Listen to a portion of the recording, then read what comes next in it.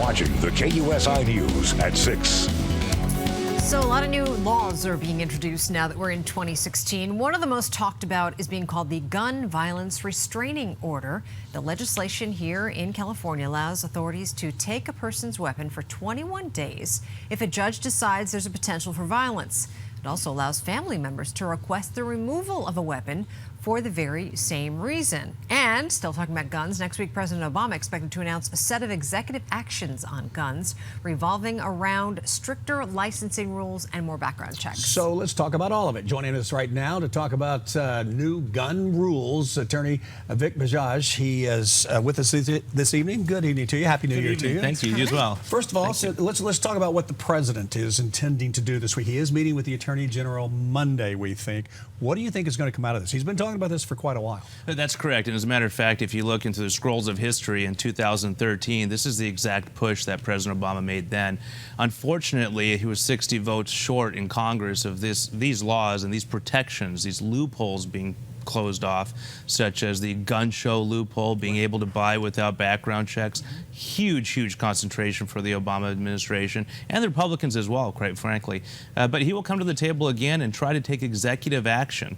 So he's espoused the help of a team of lawyers and analysts and political scientists in the White House, who are all anonymous at this point in time, to advise President Obama as to whether he can take unilateral action, executive power. Because every single time there's a mass shooting, which isn't there one almost every day, or something ridiculous, there is talk of we've got to do something. So it's finally going to be something.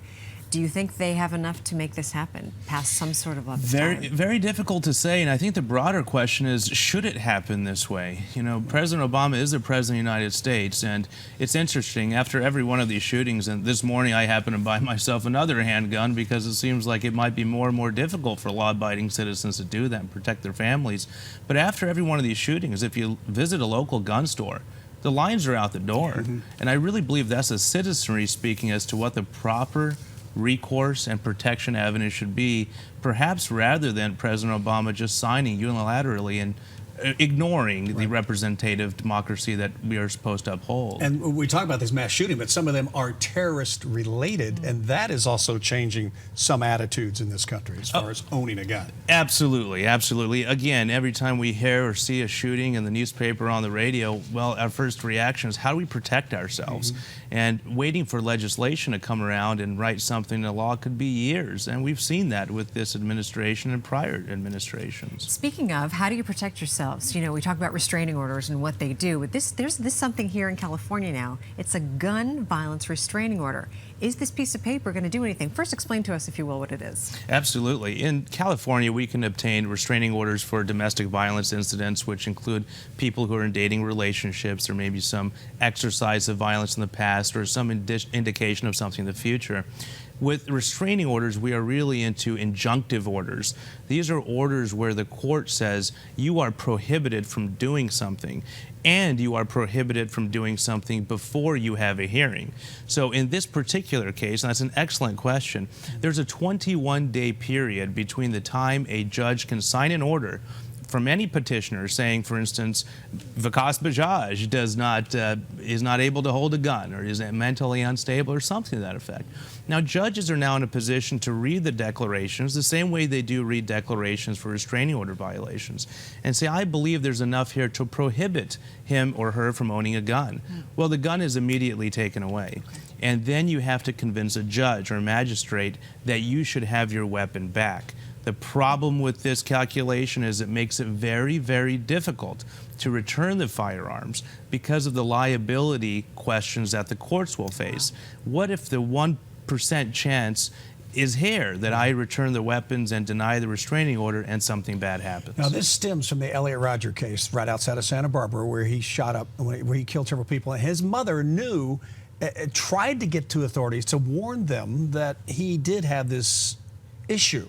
And he had a gun, and it was possible. But beyond that, do you feel this law couldn't be abused by people who just want to take a gun away from somebody? Right, because they're mad at them or for whatever reason. Absolutely, an excellent point. And let's just look again to the analogy of domestic violence restraining orders. Do we see that used as sort of a hammer over people's heads, people that are going through breakups or divorces or in financial arrangements with each other? In my office, I defend working professionals. It seems every week I receive a call from a doctor, a lawyer, a politician saying, you know, there's really no basis for this restraining order, but a court has ordered it. Now we have to fight the uphill battle to have a court say, I understand the declaration says bad things can happen, but Your Honor, it's not going to happen, and this is why.